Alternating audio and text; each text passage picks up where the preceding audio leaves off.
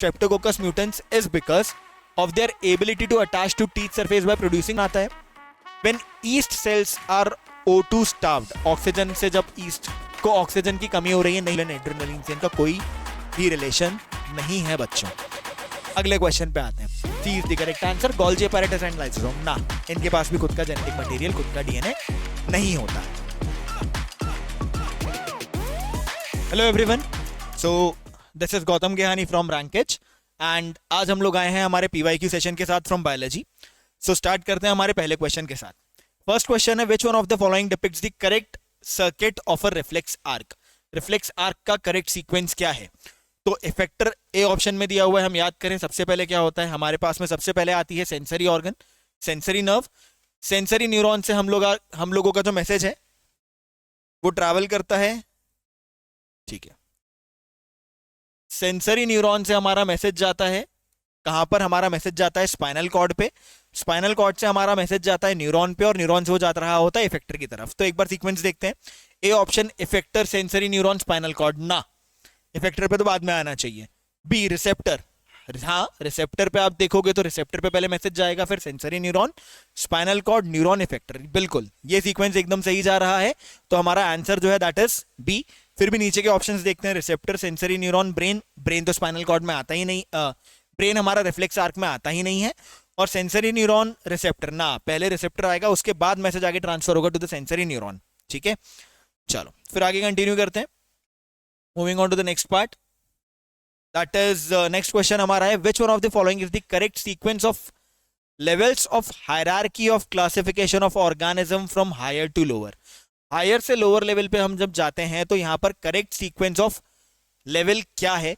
तो शुरुआत होती है किंगडम से, किंगडम के बाद में आता है फाइलम, फिर आता है क्लास, फिर ऑर्डर, फैमिली, जिनस, स्पीशी।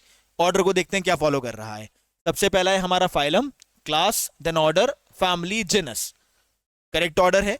नीचे आप देखेंगे फाइलम के बाद में क्लास आ रही है, गड़बड़ हो गया, पहले फैमिली फिर ऑर्डर, ना ना, ऑर्डर के बाद फैमिली आता है। और यहाँ पे क्लास के बाद फैमिली, फिर से ऑर्डर, यहाँ पर क्या हो रहा है, गड़बड़ किया जा रहा है, ऑर्डर यहाँ पे फैमिली के बाद दिया हुआ है।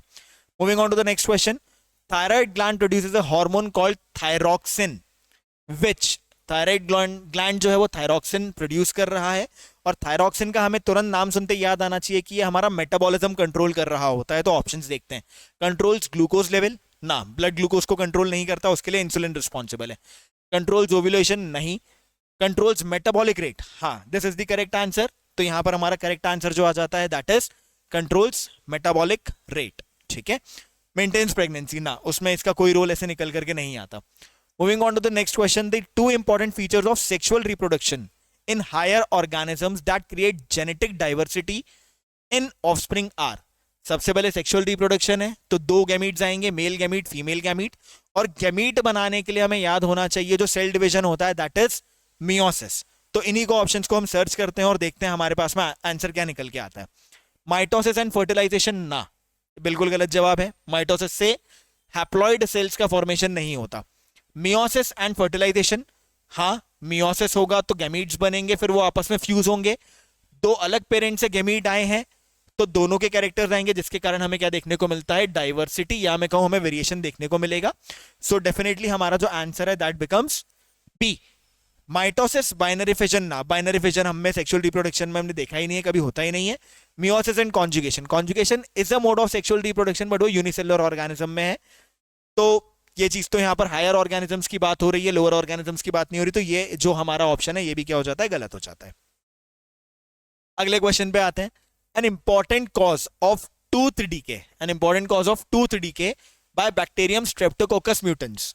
टूथ डीके हो रहा है, दांत सड़ रहा है, खराब हो रहा है स्ट्रेप्टोकोकस म्यूटेंट्स के कारण। This is because of their ability to attach to teeth surface by producing slime layer. गया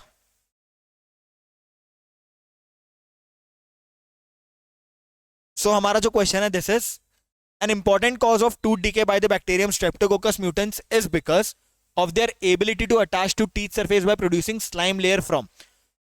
स्ट्रेप्टोकोकस म्यूटेंस हमारा दांत खराब करता है, कैविटी कॉज करता है, वो हमारे टूथ डीके के लिए रिस्पॉन्सिबल है। लेकिन अब वो हमारे दांत पे एक स्लाइम लेयर बना के चिपक रहा है, अटैच हो रहा है, तो वो किसके कारण होता है? तो sugar, alcohol, saliva, teichoic acid ना। टिकोइक एसिड तो हमारे बैक्टीरिया के सेल वॉल में होता है, तो ये आंसर नहीं है। सलाइवा हमारे माउथ में पूरे टाइम होता है, तो ये तो हो ही नहीं सकता।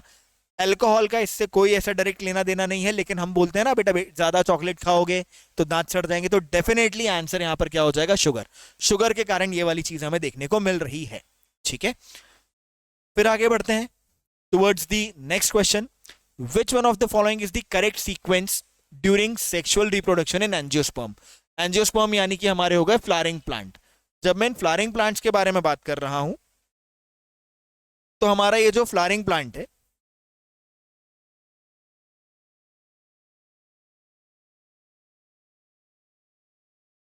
फ्लावरिंग प्लांट्स में जब हम लोग देखते हैं तो यहां पर हमें देखने को मिलता है कि फ्लावरिंग प्लांट्स में जो रिप्रोडक्शन हो रहा है, वो रिप्रोडक्शन में सबसे पहले फ्लावरिंग प्लांट में फीमेल में क्या होगा, एग होगा। एग पे मेल गैमीट आकर के उसको फर्टिलाइज करेगा, फर्टिलाइज करके एम्ब्रियो बनेगा। अगर ऐसा आप सोच रहे हैं तो ये गलत है। ठीक है, इंस्टेड यहाँ पे एग है, एग पे आके मेल गैमीट जैसे ही क्या होगा, जैसे ही आकर के वो उससे फ्यूज होगा तो यहाँ पर फॉर्मेशन होगा जाइगोट का। जाइगोट के बाद बनता है एम्ब्रियो, और एम्ब्रियो से बन जाता है हमारा सीड। तो यहां पर जो ऑप्शन है, इस सीक्वेंस को फॉलो करते हुए देखते हैं। नीचे से चलते हैं इस बार। एग सीड ना, एग के बाद सीड तो नहीं बनता, एग के बाद एम्ब्रियो जाइगोट। अभी अभी हमने ये वाला चीज देखी थी कि यहां पर एम्ब्रियो तो फॉर्म नहीं होता है, एग बनने के बाद पहले जाइगोट बनता है। बी ऑप्शन पे आते हैं तो एम्ब्रियो फिर एग ना, एग के बाद में जाइगोट और एम्ब्रियो की बात होती है। तो देखो ए ऑप्शन में एग है, एग में जब फ्यूजन होगा तो क्या बनेगा, मेल गैमीट फ्यूज होने के बाद जाइगोट बनेगा, फिर एम्ब्रियो बनेगा, और उसके बाद में फाइनली क्या बनता है, यहां पर सीड फॉर्म हो रहा होता है। तो इसका करेक्ट आंसर जो हो जाता है दैट इज ए। ठीक है, नेक्स्ट क्वेश्चन पे आते हैं। Next question is browning of chopped apple can be minimised by. जब हम एप्पल को काट के रख देते हैं तो थोड़ी देर बाद उसका कलर जो है वो ब्राउन हो जाता है, कलर बदल जाता है। तो वो हो रहा है क्योंकि एटमॉस्फेयर में क्या है, ऑक्सीजन है, और यहां पर उसके अंदर क्या हो रहा है, ऑक्सीडेशन हो रहा है, जिसके कारण it is turning to the brown colour. अब यहां पर हम उसको कैसे बचा सकते हैं, using table sugar. Table sugar से कुछ भी नहीं होगा। प्रिजर्विंग इन अ कंटेनर, तब भी अंदर एयर तो रहेगी तो ब्राउनिंग तो होगी। फिर यूजिंग लेमन जूस, हाँ ये करेक्ट ऑप्शन हमें लग रहा है। लेमन जूस जो है वो एसिडिक है और वो ऑक्सीडेशन से यहां पर बचाएगा। तो अगर मैं लेमन जूस से क्या कर दूं, इसको कोट कर दूं, तो उसके बाद ऑक्सीडेशन होना बंद हो जाएगा और यहां पर एप्पल जो है वो ब्राउन नहीं होगा। ठीक है, और फिर जब हमें एप्पल खाना हो तो हम वॉश करके उसको खा सकते हैं। ठीक है, और यूजिंग मिल्क ऑफ मैग्नीशिया ना, ये भी ऑक्सीडेशन से प्रिवेंट नहीं करेगा, प्लस कंज्यूमेबल की बात हो जाती है। चलो अब यहां पे अगला क्वेश्चन आता है। When yeast cells are O2 starved, oxygen से जब ईस्ट को ऑक्सीजन की कमी हो रही है, नहीं मिल रहा, तो फर्मेंटेशन होता है। Fermentation serves as the source of energy. बिल्कुल, this result in the production of, हमने देखो ऐसा ही पढ़ा है 10th में, हमने यही पढ़ा था। ग्लूकोज था, ग्लूकोज में क्या हो रहा था, ग्लूकोज में क्या होता था, पायरुविक एसिड बनता था, और पायरुविक एसिड बनने के बाद में हम पढ़ते थे ईस्ट में फर्मेंटेशन होता था, जिसके कारण क्या बनता था, इथेनॉल बनता था, कार्बन डाइऑक्साइड बनता था, और हम बुक में देखते हैं यहाँ पे एनर्जी का भी फॉर्मेशन हो रहा था। इनफैक्ट पायरुविक एसिड के साथ भी यहाँ पर एनर्जी रिलीज हो रही थी। ये वो है जो हमने पढ़ा था। ठीक है, अब यहाँ पे हमें क्या दिख रहा है, देखो ऑप्शन ढूंढते हैं क्या क्या प्रोड्यूस हुआ। Ethanol, carbon dioxide, energy. घुमाने के लिए पहले ही ऑप्शन में देखो, पहले एटीपी लिखा, ATP is the form of energy, साथ में कार्बन डाइऑक्साइड लिखा, आखिरी में इथेनॉल लिखा है। ठीक है, तो करेक्ट आंसर हमारा यहाँ क्या हो जाता है, A, that is ATP, carbon dioxide and ethanol. P पे हम देखते हैं तो एटीपी, ऑक्सीजन, पायरुवेट। पायरुवेट तो देखो पहले ही बन चुका, पायरुविक एसिड। लैक्टिक एसिड तो जब ह्यूमंस में बात करते हैं तो वहां पर बन रहा होता है इन एनेरोबिक रेस्पिरेशन मसल में, जिसके कारण क्रैम्प होता है।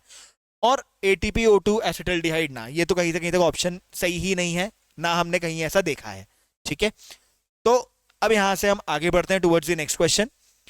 The transfer of electrical signal by nerve cells in human body is enabled bye.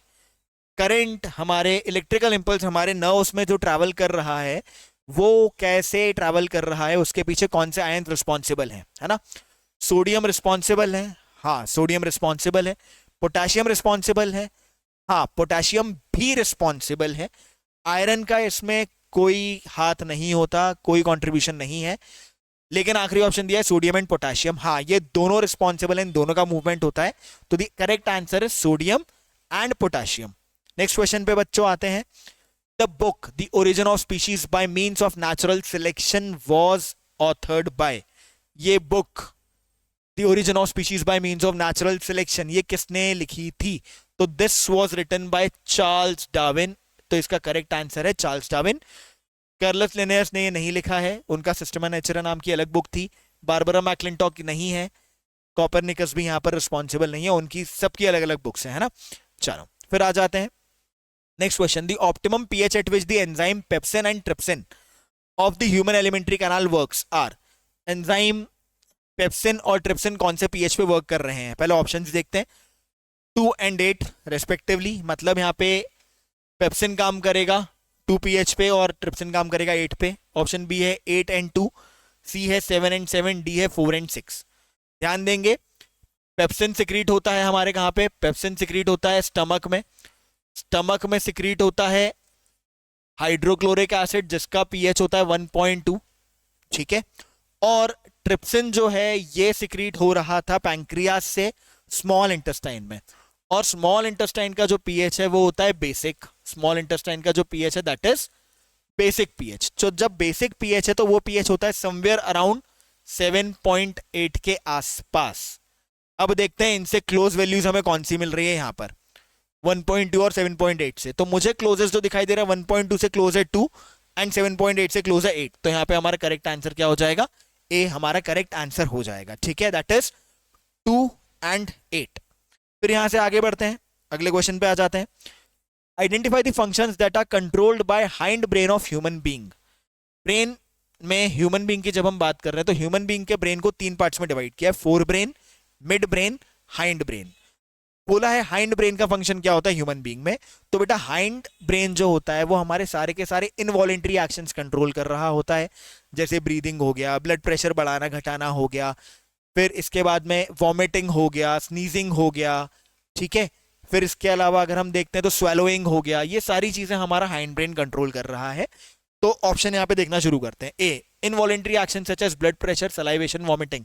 अभी मैंने यही बताया था, देखो आंसर तो मिल गया, बट आगे देखते हैं। Controlling the region receiving sensory impulse from receptor, ना, इसके लिए फोर ब्रेन के लोब रिस्पॉन्सिबल होते हैं, तो ये तो गलत है।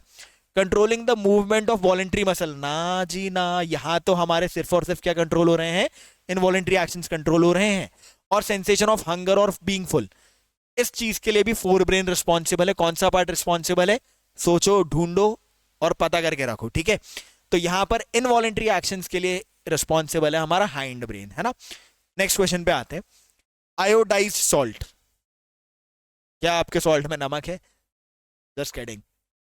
क्या आपके सॉल्ट में आयोडीन है? टाटा नमक ऐसे ही बोलता है ना। तो iodised salt is a vital part of our diet and it is essential for the synthesis of. Iodised salt हमारा वाइटल पार्ट है हमारे डाइट का, एंड वो किस चीज के लिए, किस चीज के सिंथेसिस के लिए रिस्पॉन्सिबल है? तो आयोडीन जब हम रिलेट करते हैं तो आयोडीन जो है that is responsible for production of thyroxine hormone, ठीक है।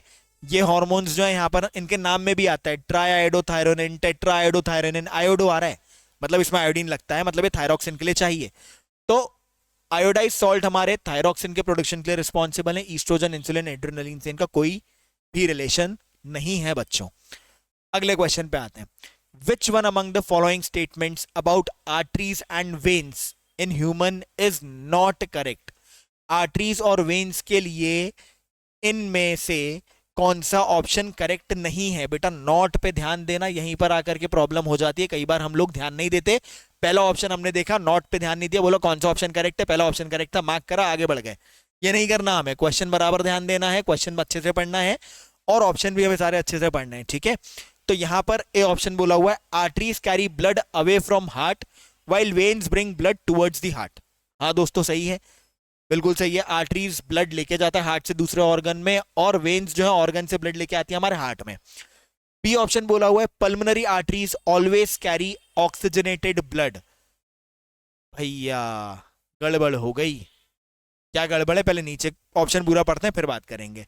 Oxygenated blood while pulmonary veins always carry deoxygenated blood. C option है, arteries have thicker and more elastic walls compared to veins in general.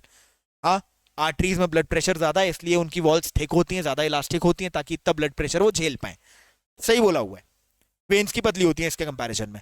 Arteries do not have valves but veins do have valves. हाँ, arteries में कोई veins नहीं है क्योंकि pressure इतना ज्यादा है, बट वेन्स में वाल्व्स होते हैं ताकि फ्लो को क्या किया जा सके, कंट्रोल किया जा सके और फ्लो बराबर बनाया जा सके। तो द क्वेश्चन इज, हम बी पे अटके हुए थे, कौन सा ऑप्शन करेक्ट नहीं है, बी वाले में डाउट है। क्या डाउट है देखते हैं। Pulmonary artery always carry oxygenated blood. भाई arteries carry oxygenated blood, but एक ही एक्सेप्शन हमने पढ़ा है, pulmonary artery is the only artery that carries deoxygenated blood. वैसे ही वेन्स की जब हम बात करते हैं तो वेन्स कैरी ऑक्सीजनेटेड ब्लड नहीं, वेन्स जो है वो कैरी करती है हमारी डीऑक्सीजनेटेड ब्लड। लेकिन इकलौता एक्सेप्शन जो यहां पर है दैट इज पल्मोनरी वेन, जो कि कैरी कर रही होती है ऑक्सीजनेटेड ब्लड। तो यहां पर pulmonary arteries always carry oxygenated blood नहीं है, डीऑक्सीजनेटेड ब्लड होना चाहिए। While pulmonary veins always carry deoxygenated blood, नहीं, यहां पे ऑक्सीजनेटेड ब्लड होना चाहिए। तो ये स्टेटमेंट हमारा क्या है, गलत है।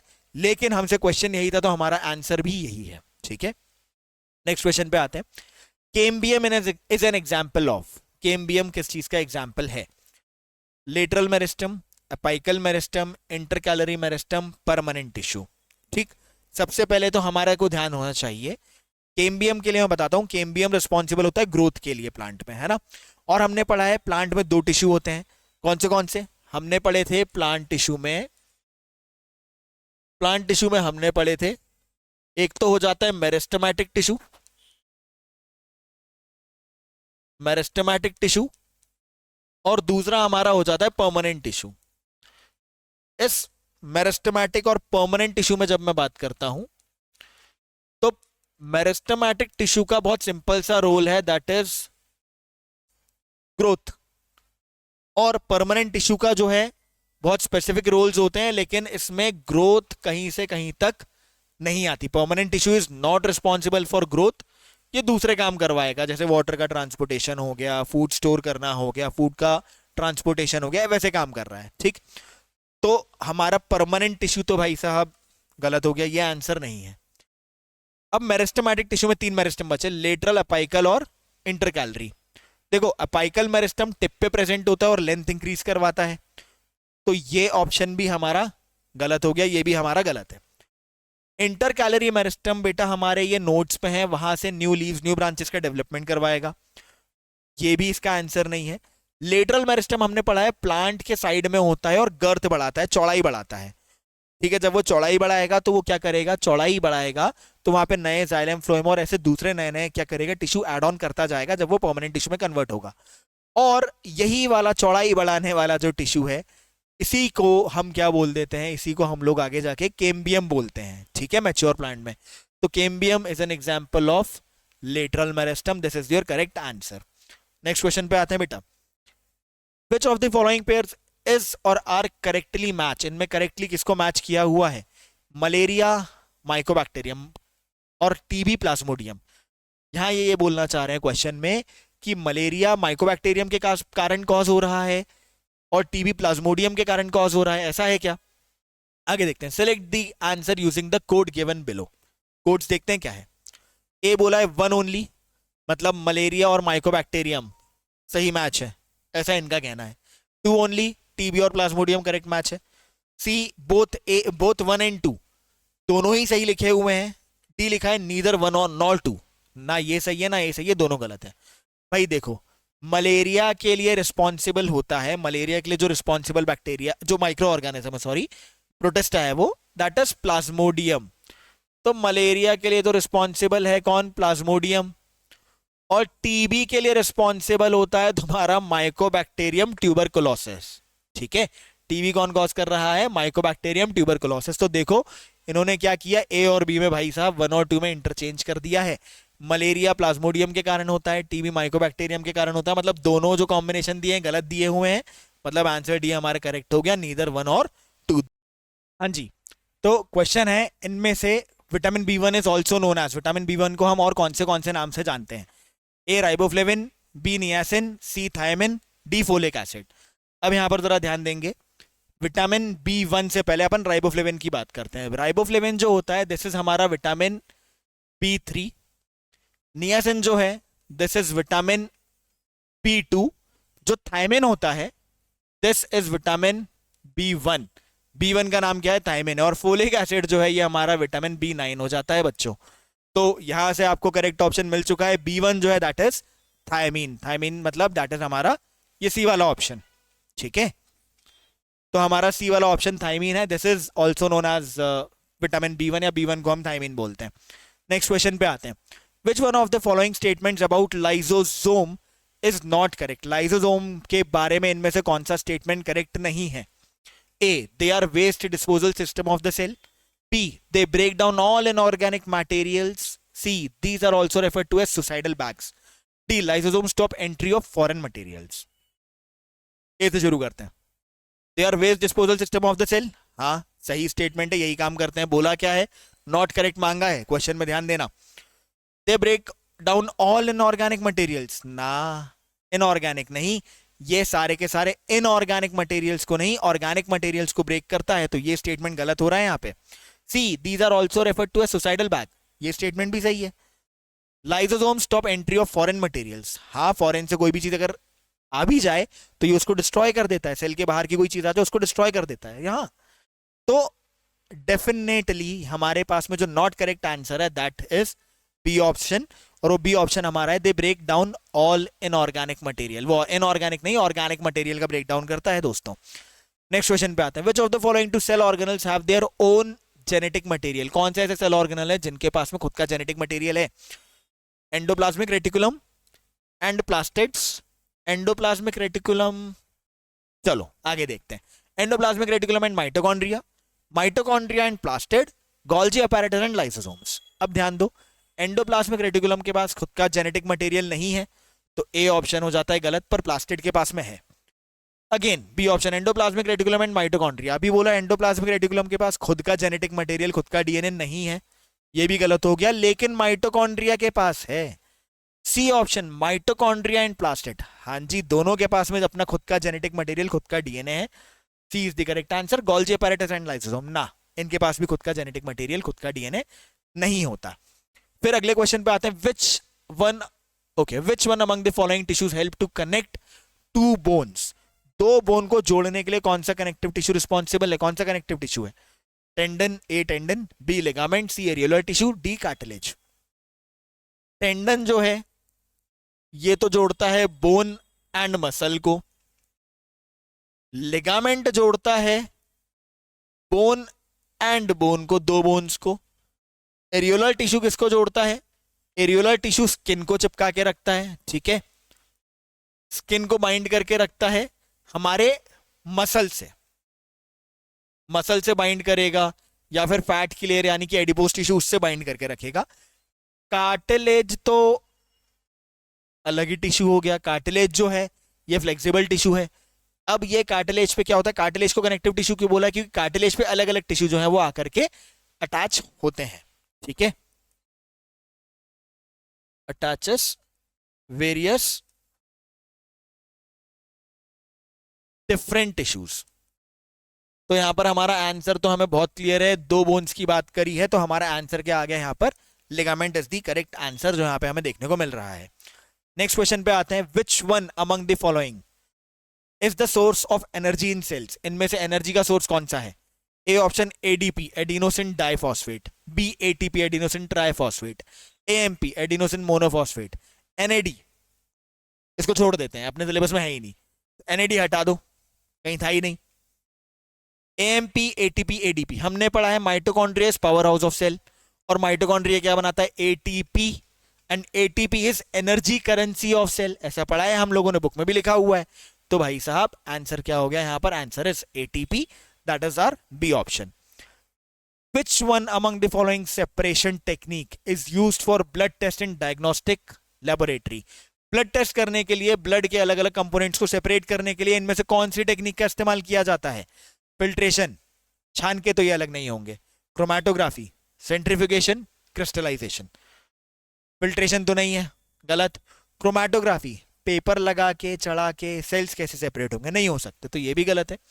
यहां पर सेंट्रीफ्यूगेशन लेकिन इंपॉर्टेंट पार्ट है, क्योंकि सेंट्रीफ्यूगेशन के लिए जो सेंट्रीफ्यूगल मशीन होती है वो बहुत तेज स्पिन करती है और डेंसिटी के आधार पे, डेंसिटी के बेसिस पे क्या करती है, सारे कंपोनेंट्स को सेपरेट करती है in any of the solution.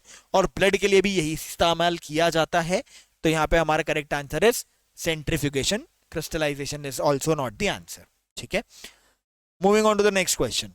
Which one among the following diseases is caused due to deficiency of vitamin D? Vitamin D के deficiency के कारण कौन सी डिसीज हो रही है? भाई इसका आंसर है पेरीबेरी, स्कर्वी, रिकेट्स और निमोनिया। मैंने देखा मुझे सब्र नहीं हुआ तो मैंने पहले ही आंसर मार्क कर दिया है, बट इसका करेक्ट आंसर इज रिकेट्स। ठीक है, moving on to the next question. Which of the following statement regarding animal cell membrane is correct? Animal cell membrane के लिए कौन सा statement correct है? They are composed of phospholipids only. A option. B option, they are composed of proteins only. सिर्फ protein के बने हैं। A बोल रहा है सिर्फ फॉस्फोलिपिड के बने हैं। C बोल रहा है they are composed of phospholipid and proteins only. D बोल रहा है they are composed of phospholipid, protein and cholesterol. Cholesterol वापस एक तरीके का लिपिड है दोस्तों, और यहीं पर आपके साथ में कंफ्यूजन क्रिएट कर दिया गया है। तो यहाँ पे जो करेक्ट आंसर है, हमने क्या पढ़ा है, हमने पढ़ा था कि cell membrane is made up of lipids and proteins. हम ऐसा ही पढ़ते हैं। और यहाँ पे ध्यान दो, उन्होंने आगे ब्रैकेट में लिखा भी है फॉस्फोलिपिड हाँ सही है, प्रोटीन हाँ सही है, लेकिन कोलेस्ट्रॉल के साथ में लोग कोलेस्ट्रॉल पढ़ते ही मना कर देंगे नहीं होता, पर आगे देखो लिखा है उन्होंने ईमानदारी से कि ये भी एक लिपिड है।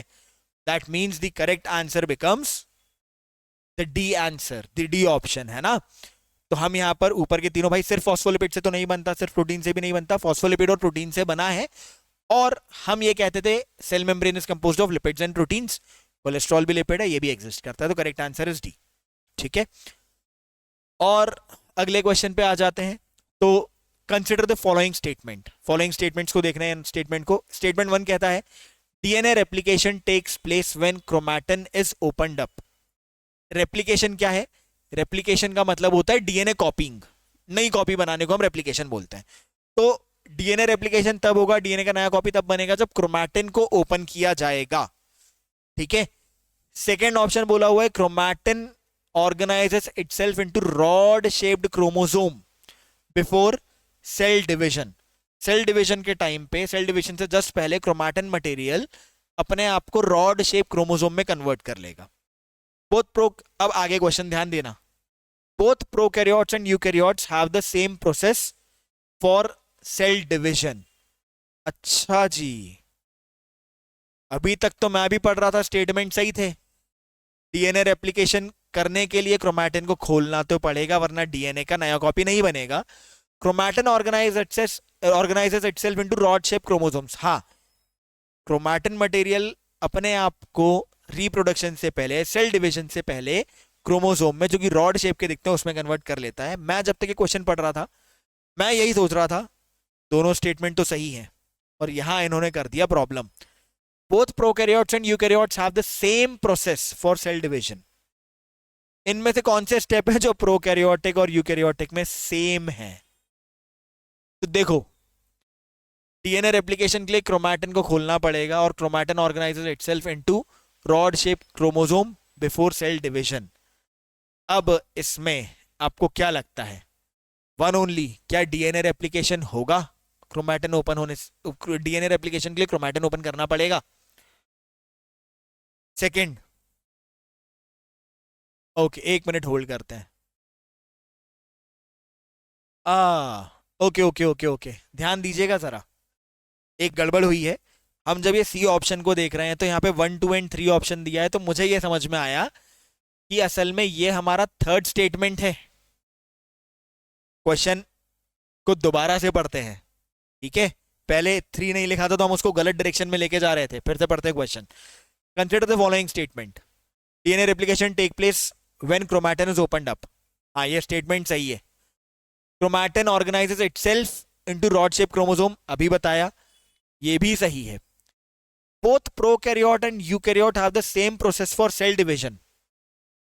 सेल डिवीजन के लिए दोनों में अलग अलग प्रोसेस होता है या सेम होता है? देखो, सेल डिवीजन में हम बोलते हैं एक होता है न्यूक्लियर डिवीजन और एक होता है साइटोप्लाज्मिक डिवीजन, ठीक है? अब प्रोकैरियोट्स में तो न्यूक्लियस होता ही नहीं है, यूकैरियोट्स में न्यूक्लियस होता है। तो थर्ड ऑप्शन बाय डिफॉल्ट क्या हो जाता है, थर्ड स्टेटमेंट बाय डिफॉल्ट क्या हो गया हमारा, गलत साबित हो चुका है। तो अब हमारा ऑप्शन हम ढूंढ लेते हैं। ए 1 ओनली, नहीं। बी 1 एंड 2 ओनली, हाँ। सी 1 2 एंड 3, नहीं, थर्ड स्टेटमेंट गलत है। और डी 3 ओनली, वो तो गलत ही है।